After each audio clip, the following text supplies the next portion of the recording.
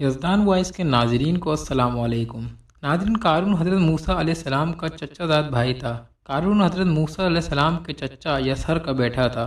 قارون بہت ہی شکیل اور خوبصورت آدمی تھا، اس لیے لوگ اس کے حسن و جمال سے متاثر ہو کر اس کو منور کہا کرتے تھے۔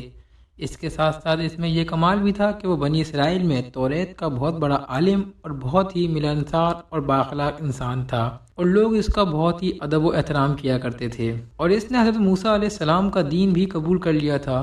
وہ نماز پڑھتا تھا، توریت پڑھتا تھا، لیکن یہ سب بظاہر تھا۔ اندر سے وہ ریاکار اور کمزور عقیدے کا انسان تھا۔ وہ مکمل ایمان نہیں رکھتا تھا۔ وہ چاہتا تھا کہ لوگ اس سے خوش فہمی رکھیں تاکہ انہیں فریب دے سکے۔ قارون فصلوں کو پیشگی سستا خرید لیتا اور بعد میں انہیں مہنگے داموں پر فروخت کرتا تھا۔ معاملات میں کم تولتا، دھوکہ اور بے انصافی کرتا، سود کھاتا اور جتنا ہو سکتا تھا لوگوں پر ظلم کیا کرتا۔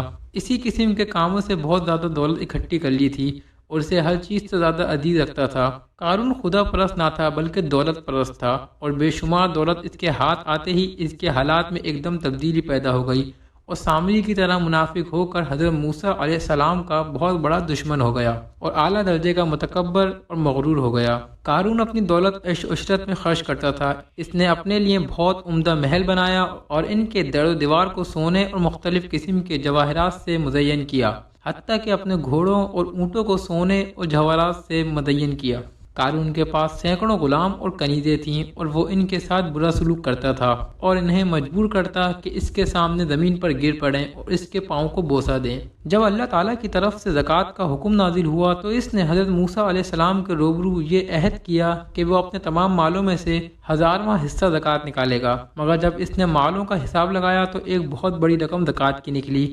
یہ دیکھ کر اس پر ایک دم حرص و بخل کا بھوت سوار ہو گیا، اور وہ نہ صرف زکوٰۃ کا منکر ہو گیا بلکہ عام طور پر بنی اسرائیل کو بہکانے لگا کہ حضرت موسیٰ علیہ السلام اس بہانے تمہارے مالوں کو لے لینا چاہتے ہیں۔ یہاں تک کہ حضرت موسیٰ علیہ السلام سے لوگوں کو گمراہ کرنے کے لیے اس خبیث نے یہ گندی اور گھناؤنی چال چلی کہ ایک عورت کو بہت زیادہ مال و دولت دے کر آمادہ کر لیا کہ وہ آپ پر بدکاری کا الزام لگائے۔ چنانچہ عین اس وقت جب کہ حضرت موسیٰ علیہ السلام واس فرما رہے تھے، قارون نے آپ کو ٹوکا کہ فلاں عورت سے آپ نے بدکاری کی ہے۔ حضرت موسیٰ علیہ السلام نے فرمایا کہ اس عورت کو میرے سامنے پیش کیا جائے۔ چنانچہ وہ عورت بلائی گئی تو حضرت موسیٰ علیہ السلام نے فرمایا کہ اے عورت، اس اللہ کی قسم جس نے بنی اسرائیل کے لیے دریا کو پھاڑ دیا اور عافیت و سلامتی کے ساتھ دریا کے پار کرا کر فرعون سے نجات دلائی، سچ سچ کہہ دے کہ یہ واقعہ کیا ہے۔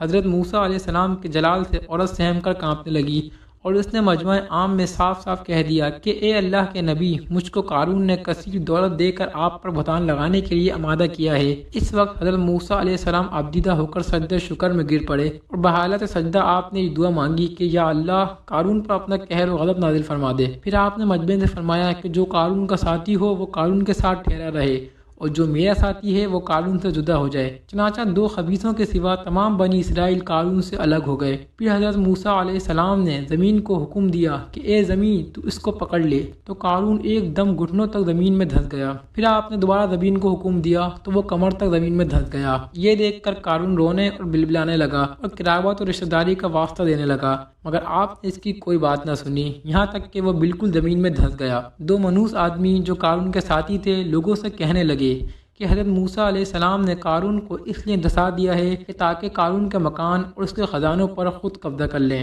حضرت موسیٰ علیہ السلام نے اللہ تعالیٰ سے دعا مانگی کہ قارون کا مکان اور خزانہ بھی زمین میں دھس جائے۔ چنانچہ قارون کا مکان جو سونے کا تھا اور اس کا سارا خزانہ سبھی زمین میں دھس گئے، اور قارون اور اس کے ساتھی تمام انسانوں کے لیے عبرت کا نشان بن گئے۔ مزید اسلامک اور معلوماتی ویڈیوز کے لیے یزدان وائس کو جلدی سے سبسکرائب کریں اور ویڈیو کو لائک کر دیں۔